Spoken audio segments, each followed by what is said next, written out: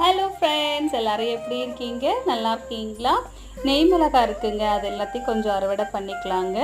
நெய் செலவே இல்லைங்க. நெய் மிளகாய் வீட்டில் வச்சுருந்தா நல்லா தாளித்தோம்னா நெய் வாசம் நல்லா வருங்க. இது வந்து சந்தன காந்தாரி மிளகாங்க, நல்லா காட்டமாக இருக்கும். பார்க்கவே பாருங்கள், க்ரீன் கலரில் இலை, வெள்ளை கலரில் மிளகாய் சூப்பராக இருக்குங்க பார்க்கவே.